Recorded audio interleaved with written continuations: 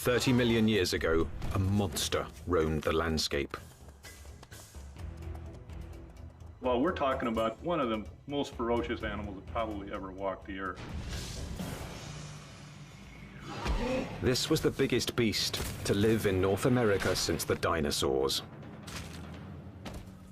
Look at the size of that skull. Look at all those teeth in there. There is no animal like this anywhere. See, if this thing's biting over the front... But this creature's true character has baffled the world's best paleontologists. It might look like a pig, but it's more vicious than a grizzly bear. One thing is for sure, this beast was so frightening, some call it the pig from hell.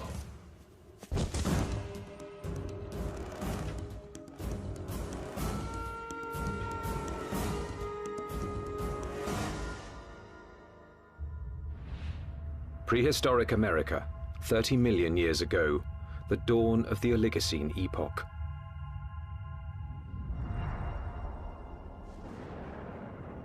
The Earth was cooling, and as temperatures dropped, the landscape began to change. In what would someday be Nebraska, Wyoming, and South Dakota, tropical forests gave way to a radically different environment. As forests disappeared, animals had to adapt to a dangerous new world of wide open spaces with nowhere to hide. A world where there was only one way to survive: run for your life. Camels become adapted for open country, horses become adapted for open country, and you have to be able to escape your predators by being fast runners. As prey animals became harder to catch, predators also had to change. In this arms race, it took speed and jaw power to stave off starvation. There were nimravids, cat-like creatures with saber teeth, which could kill with one quick bite. And the fearsome hyenodon with its lethal jaws.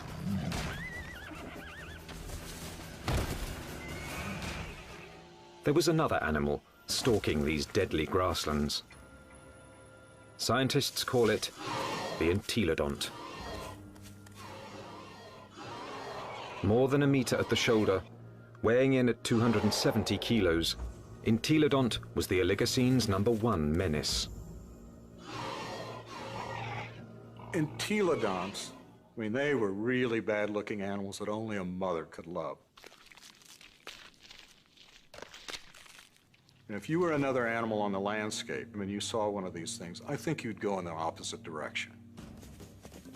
Paleontologists have always looked at the entelodont's sheer power with reverence. But its behavior is one of evolution's most puzzling enigmas. Was it a pure hunter, or did it use its battle tank body simply to protect itself from other predators?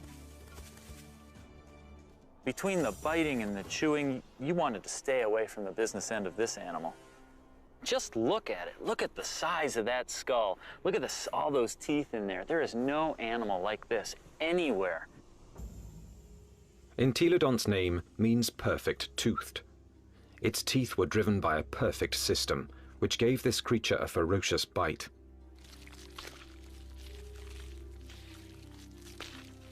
Its jaw power came from two massive cheekbones that leveraged the muscles and supercharged them, driving the deadliest jaws of its time.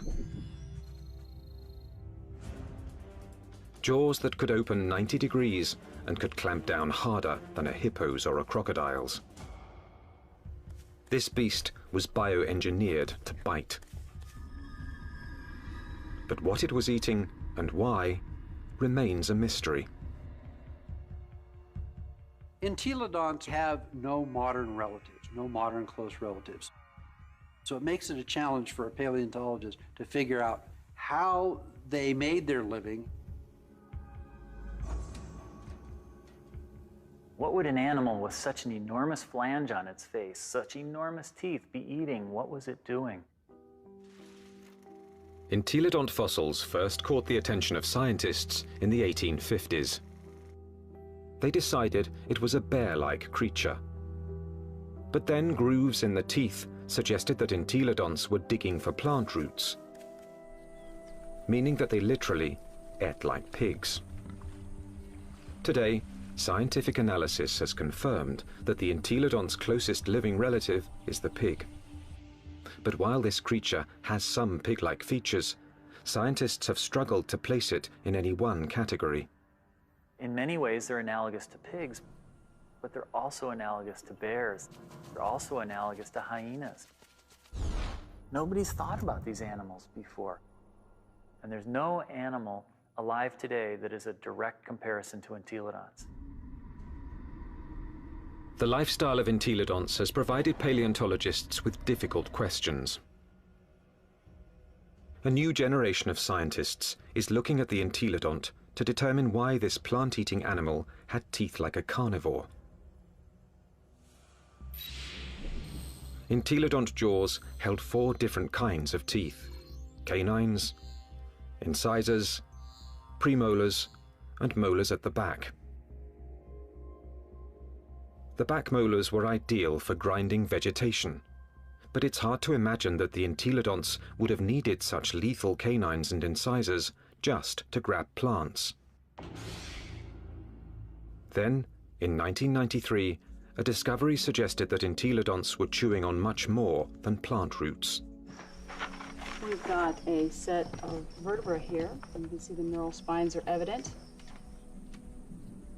For over 15 years, this quarry site in the Badlands of South Dakota provided paleontologists with a multitude of fossils from the animals that shared entelodonts' world. There it is. First time out in 33 million years, huh? 30 million years ago, this place was a watering hole crowded with rhinos, camels, and early horses.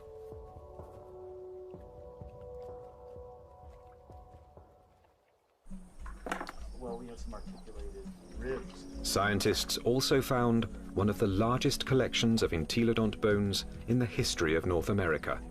So many that they dubbed the site the Big Pig Dig. Fossil hunters also found the prehistoric equivalent of fingerprints, entelodont teeth marks, all over the bones of the biggest and fastest animals of its time. These represent bite scars along the dorsal margin of this rhinoceros skull. Well, what could make these marks? If we take an entelodont skull, we see that the premolars are widely spaced apart. So when we lay that over the top here, lo and behold, they're matching up quite well, suggesting that this animal is at least a likely candidate for biting through the top of the skull of this rhinoceros. The dig presented key evidence that entelodonts didn't just eat plants, suggesting that they were less like modern pigs and more like fearsome prehistoric predators.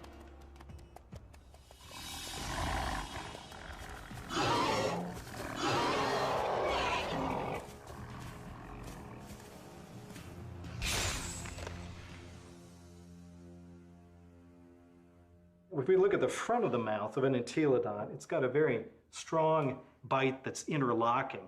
The teeth come together like that. The tips of the teeth don't touch each other, so it's not really specialized for cropping vegetation.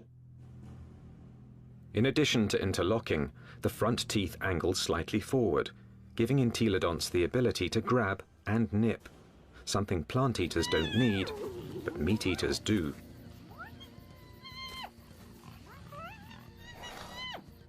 The incisors and the canines have been perfectly capable of tearing a bite out of a carcass. But dentition isn't the only reason paleontologists believe the entelodont was a dedicated carnivore. Under Wyoming's rugged terrain, scientists are finding more and more bones bearing the signature of entelodont's powerful jaws.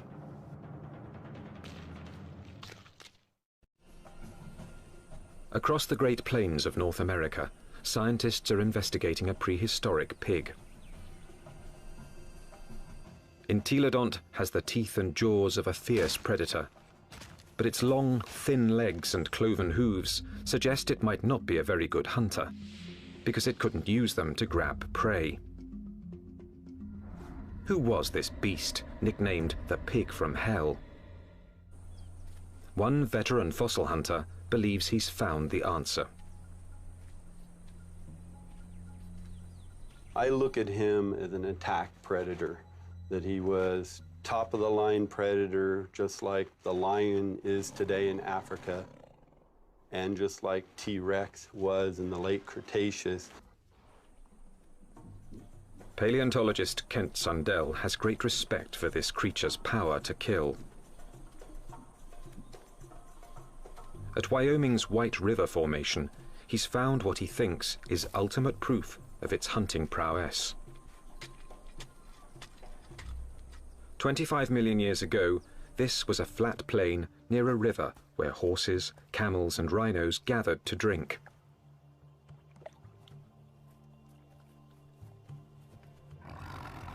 Fierce carnivores, such as hyenodons and saber-toothed cats, were also drawn here.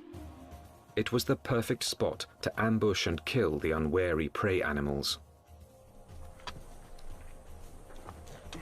In 1998, Dr. Sundell found the mangled skeletons of 7 miniature camels jumbled together. All the bones had been gnawed, and 6 were missing their hind quarters. In theory, they could have been the victims of several predators, like the hyenodon or early saber-toothed cats. But when Dr. Sundell matched up the teeth from White River's meat-eaters with the bite marks on the camel's bones, only one fitted.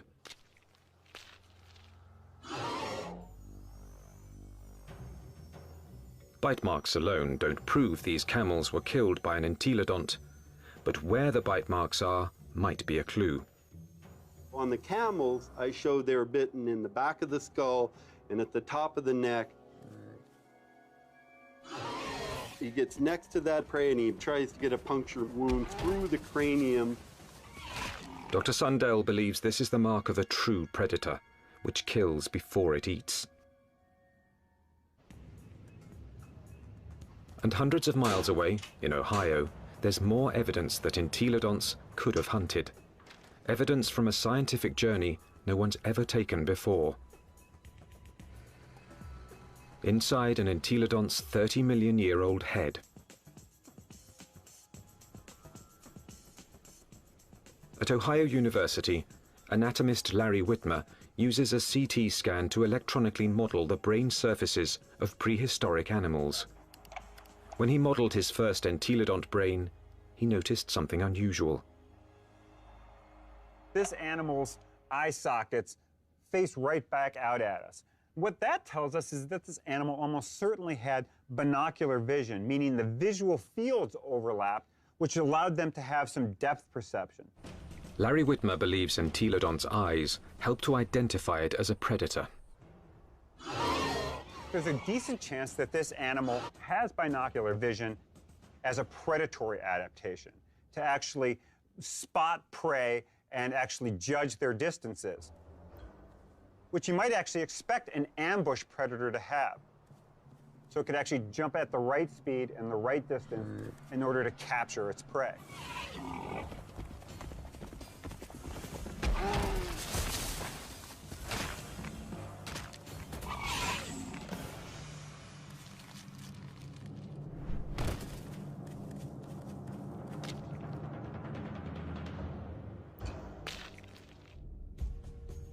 But entelodont's bizarre bioengineering doesn't inspire confidence that it could run and jump.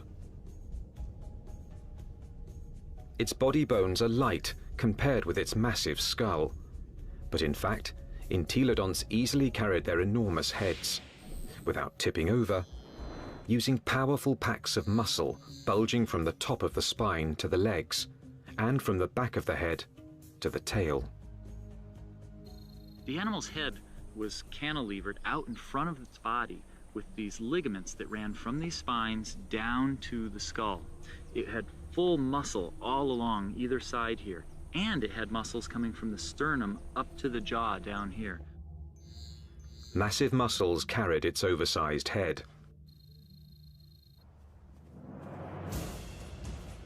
But to bring down a camel, it would also have to run fast. And that's when the entelodont's agile, lightweight body may have paid off. There's just one problem. When a predator catches its prey, it relies on its claws to grab it and bring it down.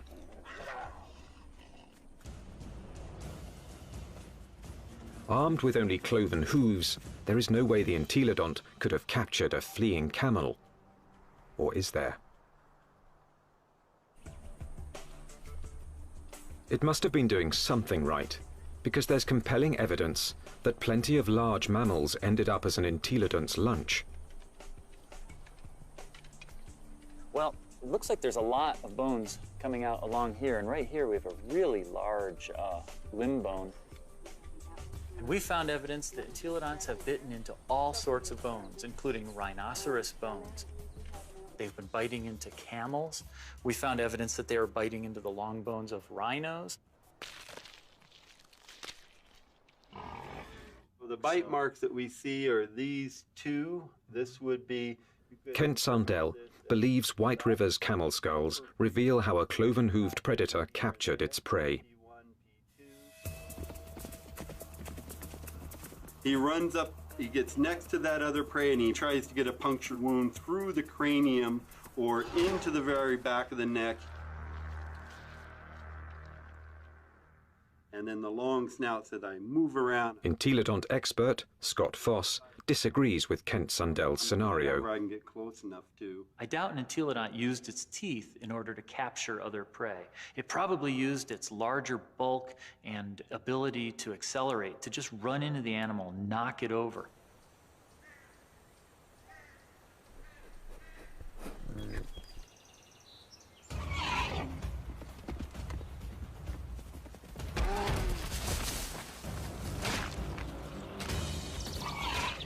Once I had that animal knocked over, then the teeth can go into business, then the jaw goes into business, and it could crush whatever it went into. And it probably bit the animal right there in the head. Entelodont had all the tools necessary to kill prey animals. But there is more to the job of hunting than just the kill. A top-flight predator must have the ability to find and ambush its quarry. To understand this part of the process, science needs a fossilized window into an entelodont's world. What would we see if we could follow in an entelodont's 30-million-year-old footsteps? At a fossil site in Nebraska, that's exactly what scientists have done. And these footsteps have led them on the trail of the creature's hunt for food.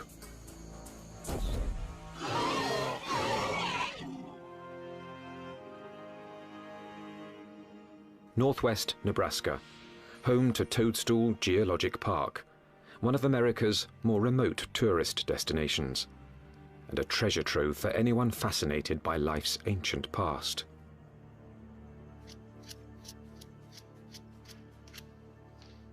Okay, here's our heel pad. Toe, toe, center hoof, which bears most of the weight, the middle toe. So that makes this a very nice rhinoceros print. 30 million years ago, these solid rocks were muddy stream banks, where migrating animals left their footprints, still preserved in Toadstool's rocks. Well, once we get it clean, it's a very nice rhino. Weigh in anywhere around 500, 600, 700 pounds.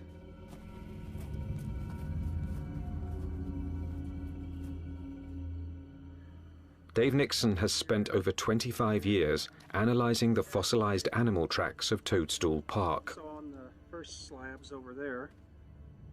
He pours water on 30-million-year-old tracks to to make them more visible.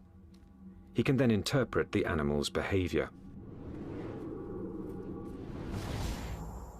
And he's walking at a deliberate pace, but not excited until he gets to this point. He starts to become stuck in the mud and shows quite a bit of emotion here because he really kicks, lands here, and he's out of the mud, but he puts another leap in, and the third bound takes him out of our exposure, and we're seeing excitement, if not fear. And if you're a herbivore, somebody always wants you for lunch. The rocks reveal that something was following the rhinos. We also have some smaller tracks. They look really tiny until you realize they're the tips of the toes. And what we have is an entelodont. The entelodont tracks at Toadstool Park give experts like Dave Nixon an unparalleled opportunity to understand how these creatures might have hunted. Because on that day, 30 million years ago, entelodonts weren't the only animals following the rhinos. And we have a set of carnivore tracks over here. These are smaller, and there are some claw marks on the inside. And we have another set right here. That carnivore may have been a hyenodon. 30 million years ago, hyenodon was one of the top carnivores in North America. Its powerful jaws could pin down any prey animal.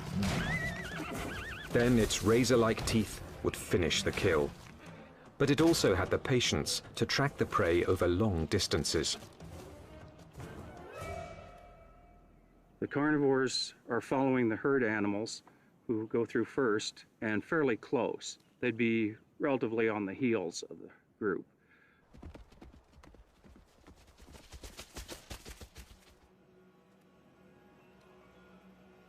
Mysteriously, the tracks also reveal that the entelodonts were letting the competition get closer to the prey. They're following the main herd, but they're not as close in time. Why would a hungry entelodont on the trail of a meal allow another predator to rush in for the kill? The answer may lie in the most puzzling evidence of all. What's interesting, the rhinos are going that way, and the entelodonts are running at about a 45-degree angle to the rhino trail.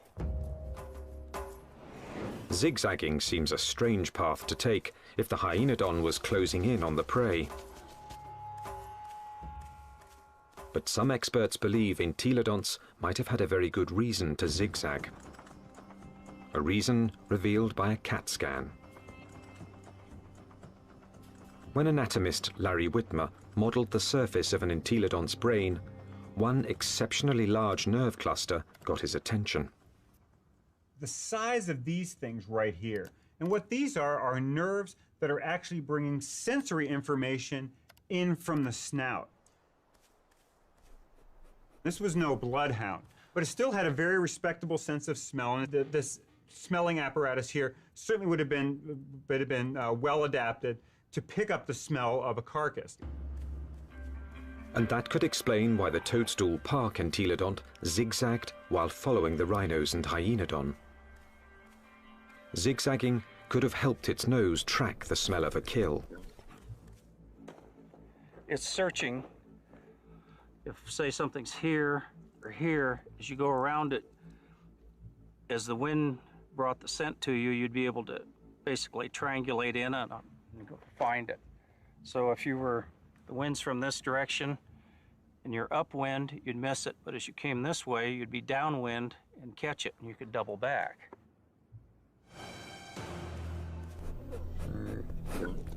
It puts its nose up in the wind, it catches the scent, and then it's going to start zigzagging along, walking from one side of the riverbank to the other until it picks up a smell, and then it'll start zeroing in on it. And by moving from side to side, it's able to pick up changes in that smell and zero in which direction it wants to go. How do we know this behavior? Because animals with good smell do that today. Modern predator behavior could provide crucial clues as to how the entelodont lived. There's no doubt that this 30-million-year-old battle tank was built to kill, but it may have let others do the killing and then moved in to take possession. One of the strategies we often see that takes place is where one animal will chase another one off of a carcass. We see this at Yellowstone National Park, where wolves will bring down an elk and a grizzly bear will chase off the wolves because it's bigger, it's nastier. This might have happened to the hyenodon at Toadstool Park.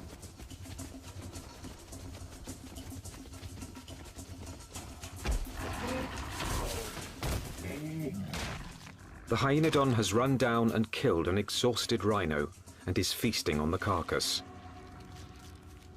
until the pig crashes the party. The razor-jawed beast goes from fearsome predator to underdog. The hyenodon might get in a few blows, but the entelodont's bulk would overpower its rival.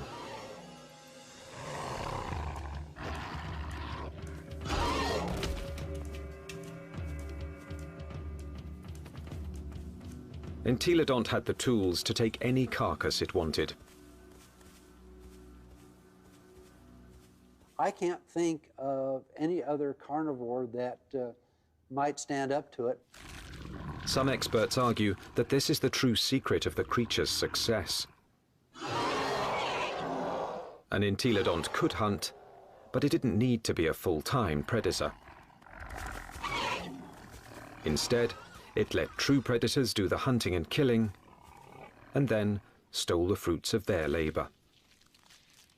Stealing food from a hyenodont, even if it meant getting into a battle with a hyenodont, would probably take a lot less energy than having to hunt for food and kill food on its own. If scavenging was its lifestyle, the entelodont's complex bioengineering doesn't look so strange.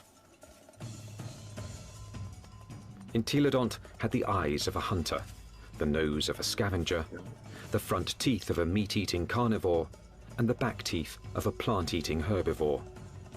It may have evolved from a plant-eater into an omnivore, a creature that could eat whatever was available in a radically changing world.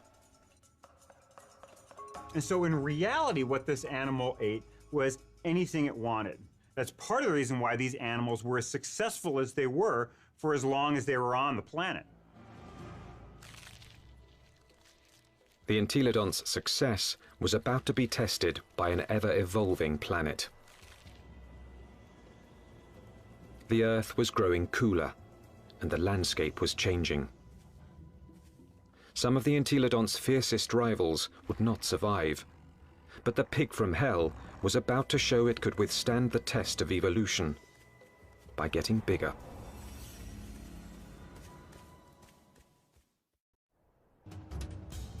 "25 million years ago, entelodont reigned supreme.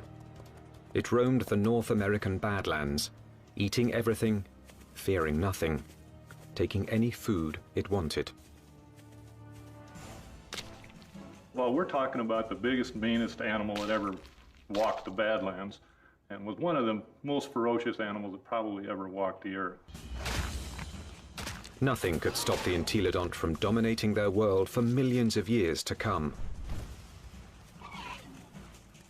Nothing, that is, except planet Earth.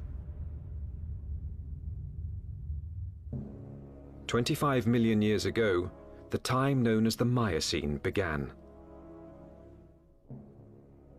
The Earth grew even colder, and once again, North America began to change. The trend towards drying, a more arid environment continued, and you see woodlands become less frequent, become more scattered, spotty, confined along rivers. So you're talking about an open grassland environment very similar to what we think of the Great Plains today. The fossil record reveals that as plant foods grew more scarce, mass extinctions began. Survival depended on traveling long distances to find something to eat. One of the selective factors that we see going on is animals becoming larger because it enables them to cover larger distances to find the food resources that they need to survive. And that meant that predators were confronted by a life or death problem. Now, the animals they hunted were bigger, faster, and much harder to kill. It's like an arms race. If the prey become much larger, they become too big for carnivores to handle, and so the carnivores have to get larger in order to be able to feed on these larger prey items. Some predators, such as Hyaenodon, couldn't meet the challenge. After 10 million years as North America's apex hunter, it disappeared from the fossil record, and that put Entelodon's survival on the line.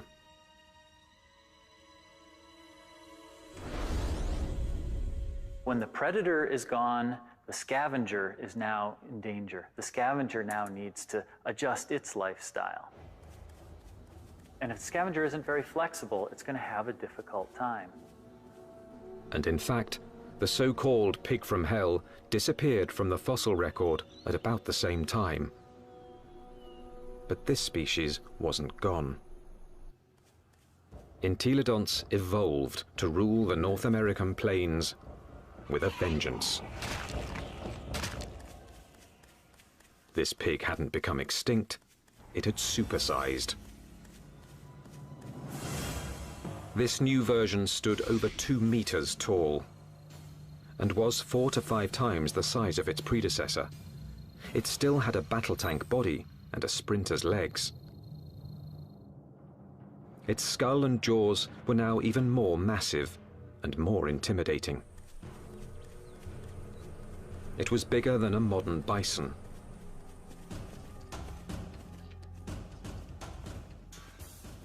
The experts call it Dinohyus, a name meaning terrible hog. Terrible enough to earn a nickname of its own, the Terminator pig. Dinohyus. This is the monster of monsters. This is the beast of beasts. The skull alone is almost 1 meter long. This thing could bite through anything. The canines are this big around. They're just an enormous animal. And what is it doing? The answer lies at Agate Springs, Nebraska, one of the few places in North America where Dinohyus fossils are found. 24 million years ago, this place was a watering hole, an oasis in the arid sea of grass.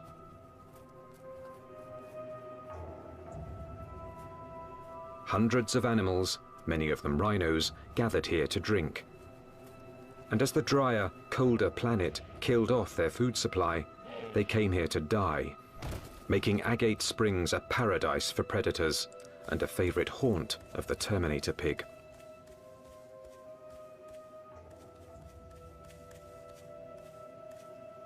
This thing was eating the big animals. We think that this guy was specializing on the large rhinos that lived at the time, on the calicotheres that lived here at Agate Springs. This is a limb bone from a calicothere, and in it we have a bunch of bite marks made by either a predator or a scavenger.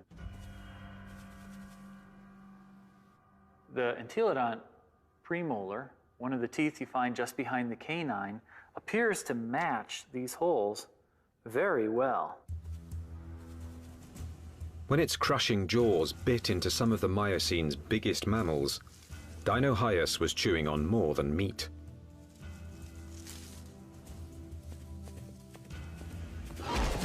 But the important part of this bone is this end here where it's been broken off. The animal bit through the bone, sheared it off, and then had access to the nutritious marrow that was inside. Bone marrow is one of the most nutritious foods an animal can eat. And in times of mass extinction, it would have been a prime source of nutrition. As the Miocene climate change killed off thousands, a diet from scavenged bone marrow may have allowed the Terminator pig to thrive. The long bones contain marrow, which is good for several years after an animal dies, so think of it as canned fat that would be available during a drought. So the pigs could still find food after a massive die-off, even if they're looking at mostly skeletons. The Terminator pig was the pinnacle of entelodont's evolution. This beast had supersized to survive the Miocene's challenge. And it very nearly succeeded, but not quite. Because in this new world, survival would ultimately depend on a skill set even the Terminator pig didn't possess. 20 million years ago, a new monster predator arrived in North America. The bear dog.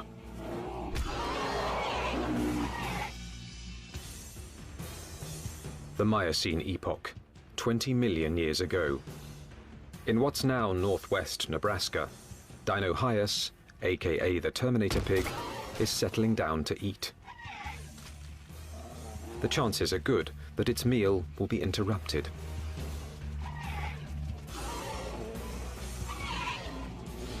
With its huge size, it could handle just about any threat to its dinner, except a threat it had never seen before, the bear dog. A recent arrival from Asia, this savage, bone-crushing beast wouldn't back down from any fight.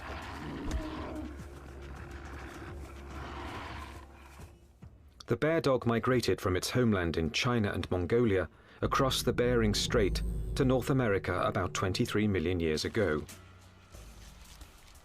Just about the time that North America's top predator, the hyenodon, suddenly disappeared.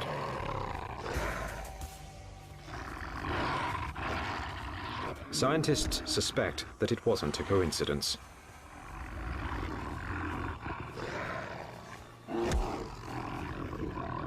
They certainly were probably much better predators in lots of ways compared to hyenodon.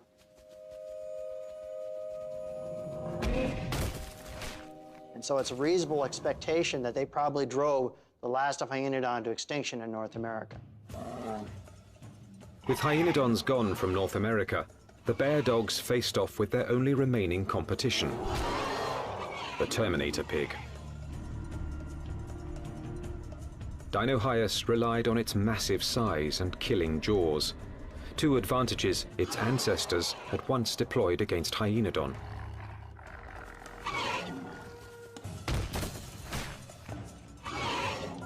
But the bear dogs counterattacked with new evolutionary weapons. Its first weapon was speed. With its heavily muscled, top-heavy body, Dinohyus could be a fast runner in short bursts. But on the vast, open plains, the bear dog's bioengineering was perfectly suited for long-distance pursuit of prey that was becoming much harder to catch. When you look at the skeleton of this animal, it's a much more sophisticated, much faster running animal. We see longer legs in the horses, longer legs in the camels. So if it came to running down prey items, this animal would have had an advantage. Its next weapon was its teeth. Entelodonts ate well because their jaws and teeth could tear flesh and crush bone to extract its highly nutritious marrow. But bear dogs could do these things just as well. In fact, even better.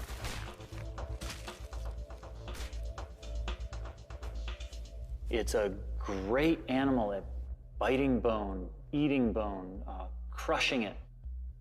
And it also has a set of teeth that are sharper than any entelodonts. Entelodonts, for example, wear the tips of their huge canines off, and they're not actually very good for puncturing, probably because they spent so much time crushing bone with them. This animal never does that. Its canine teeth are always much sharper. It also has better slashing teeth in its jaw than any entelodont had. So in many ways, it did a better job of what entelodonts had done than entelodonts ever did. The bear dogs could outrun and outbite the Terminator pig. And they had a third weapon the entelodont never possessed. The deadliest power ever to evolve on Earth. Bear dogs actually had much more advanced brains. Brains that were much more like what we see with modern animals. So where these entelodonts had relatively archaic, simple, smooth brains, these bear dogs actually had a much more expanded neocortex that was more highly folded. These were more sophisticated animals. Instead of developing brain power, entelodonts had responded to the Miocene challenge by supersizing into Dinohyus. For almost 20 million years, they had ruled their world by brute force.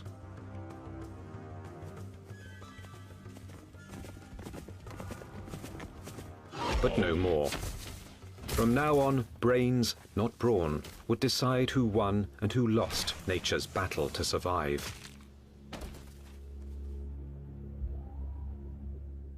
The mammalian world was fully caught up in this neural arms race.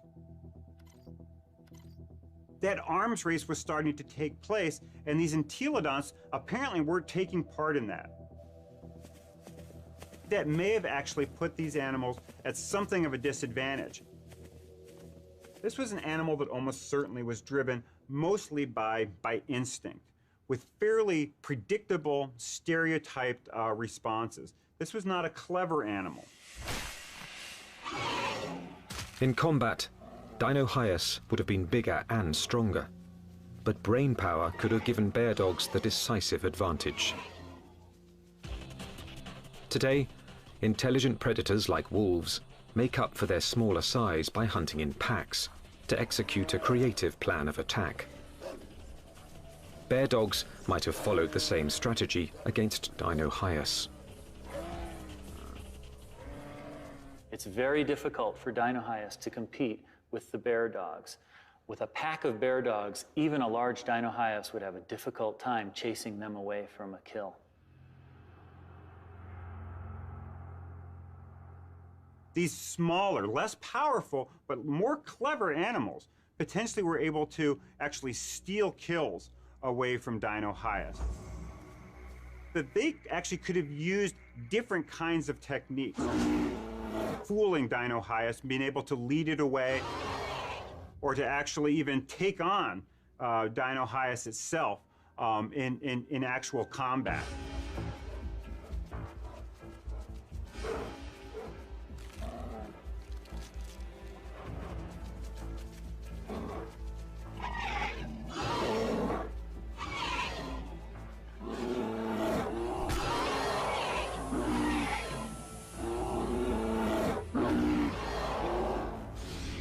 And so this is a more advanced animal in terms of its teeth, in terms of its speed, in terms of its overall body size, and especially in terms of its intelligence. This thing has a much larger brain for its body size than does any entelodont.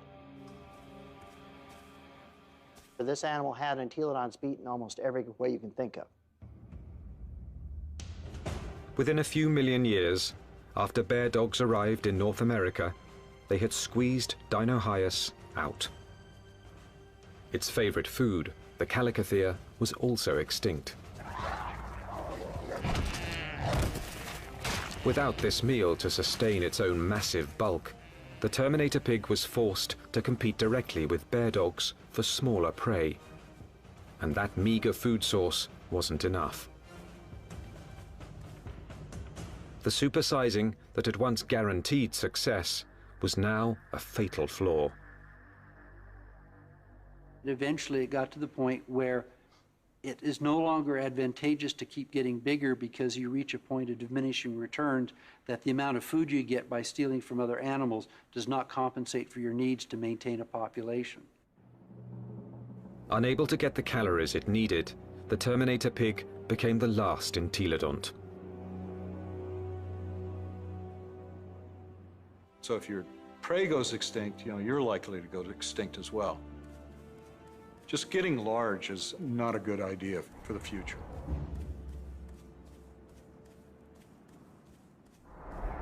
Despite its rapid demise, entelodont was an evolutionary success.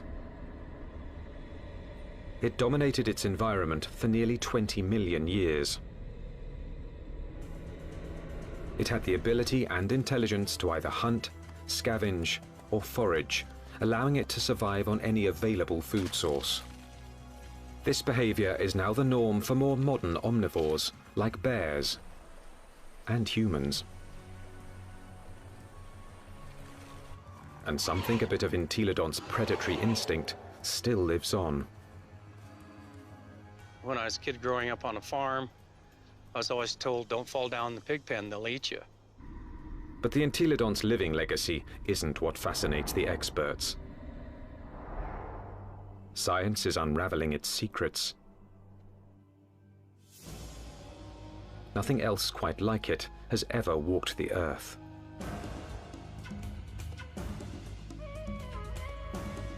All we know is that this strangest of creatures, this toothy beast with an appetite for destruction, dominated its brutal, dangerous world for tens of millions of years.